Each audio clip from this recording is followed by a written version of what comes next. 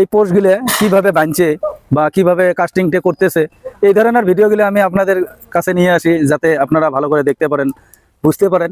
এখানে দেখো বরফি রিং নাই, বরফি রিং এর মাঝে এটা হুক বলি কয়, কেউ টানা বলি কয়। হ্যালো ভিউয়ার্স, আমি আজকে একটা আপনাদের জন্য নতুন ভিডিও নিয়ে আসলাম। এই সিঁড়ির কামগুলো যে করে, সিঁড়ির কামগুলো করার আগে যে যেটা নাকি ল্যান্ডিং এর পোস্টগুলো ঢালতে হয়, ওটা কিভাবে ঢালে, কত কম মানুষ দিয়ে কামগুলো করতে পারে, এই ধরনের ভিডিওগুলো আমি আপনাদের কাছে নিয়ে আসি। ভিডিওটা যদি ভালো লাগে লাইক করবা, শেয়ার করবা বেশি বেশি, যাতে অন্যরাও দেখতে পারে।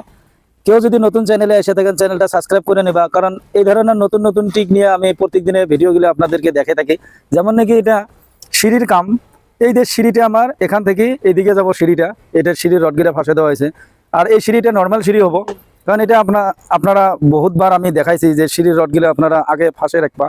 আর যেটা নাকি পোস্ট ল্যান্ডিং এর পোস্টটা হবো, এই ল্যান্ডিং এর পোস্টটা যে দেখা যায়, এই ল্যান্ডিং এর পোস্টটা আপনারা কি করবা, আধা করে ঢাইলা নেবা। যে আপনার সিঁড়ির যেটা স্ল্যাপের হাইট হবো, ওই হাইটটা আপনারা 50% করে নেবা। নিচে আপনারা জানেনও।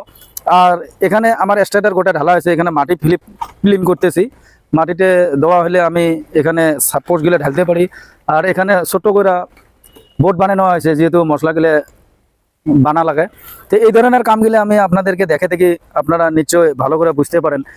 এখানে দেখো ফর্মাটা কি রকম করে ফিটিং করছে, আপনার তক্তা দিয়ে ফর্মাটা বানাইছে। এখানে যেহেতু পেলাই গেলে আমার পরে সিঁড়ির যে দুটো পোস্ট আছে, পোস্ট দুইটা ঢালার জন্য হাফ পোস্ট, যার জন্য আমরা ফর্মাগুলো ব্যবহার করি নাই। এই পেলাইগুলো নিয়ে যাচ্ছি, আমি কালকে ফর্মাগুলো বানিয়ে নেবো। এই ধরনের ছোট ছোট টেকনিকগুলো নিয়ে আমি আপনাদেরকে দেখে থাকি যে কীভাবে শর্টকাট কামগুলো করতে পারেন, বা কোন সিস্টেমে কামগুলো করলে আপনার কামগুলো আগ বাড়বো, বা কম পয়সার কামগুলো ক্লিয়ার হবো। যেমন এখানে দেখো এই পোস্টগুলো কিভাবে বানছে বা কিভাবে কাস্টিংটা করতেছে, এই ধরনের ভিডিওগুলো আমি আপনাদের কাছে নিয়ে আসি যাতে আপনারা ভালো করে দেখতে পারেন, বুঝতে পারেন। এখানে দেখো বরফি রিং নাই, বরফি রিং এর মাঝে এটা হুক বলি কয়, কেউ টানা বলি কয়। কারণ ডোরেংটা আমার ওইভাবে দিছে যাতে 8টা রডের মাঝে যেটা নাকি বরফি রিং আছে, আমার পোস্টের সাইজ আছে 450x300 আছে, যার ধরনে আমার এখানে টানা দিয়ে দিছে, বরফি রিংটা দেয় নাই। কারণ আর এটা যেটা 12টা রড আছে, ওখানে তো অল্টারনেট রিংগুলো এসে যাব। আমি আপনাদেরকে এই পোস্টগুলো যখন বানবো রিং দিয়া, আমি ওটাও দেখাবো আপনাদের ভিডিওর মাধ্যমে, যদি আপনারা ভালো করে দেখতে পারবা। এই ছোট ছোট কামগুলো করার জন্য কিন্তু বহুত ডিস্টার্ব হয় বা ফিনিশিংগুলো কম হয়।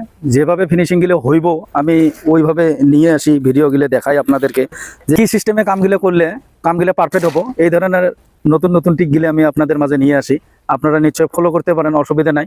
কেউ যদি নতুন চ্যানেলে এসে থাকেন, চ্যানেলটা নিশ্চয়ই সাবস্ক্রাইব করবা, কারণ আমার ভিডিও বহুত দেওয়াই আছে এই ধরনের কী ধরনের কামগুলো হইতেছে বা কী সিস্টেমে কামগুলো করতেছে। এমন করে কম মানুষ দিয়ে কামগুলো করার জন্য আমি আপনাদেরকে বলে থাকি যে মানুষ কম ব্যবহার করো, কাম বেশি করো, কামগুলো যাতে পারফেক্ট হয়ে থাকে। এই জন্য আমি ভিডিওগুলো বানিয়ে আপনাদেরকে দিয়ে থাকি, যাতে আপনারা কিছু দেখতে পারেন, বা কেউ যদি কিছু বলতে চান আপনারা কমেন্টের মাধ্যমে বলতে পারেন, আমি ওই ধরনের ভিডিও বানিয়ে দিব। তো যাই হোক, আমার ঘর ওনার আহিছে এখানে, এটা আমার ওনার, কারণ এনাদের কাজগুলো আমি করতেছি।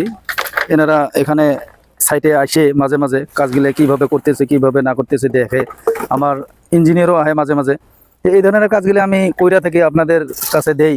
নিশ্চয়ই ভিডিওটা যদি ভালো লাগে আপনারা লাইক একটা করে দিবা। আজকের ভিডিও আমি এতটুকু রাখলাম, নেক্সট ভিডিও আবার নতুন করে নিয়ে আসবো।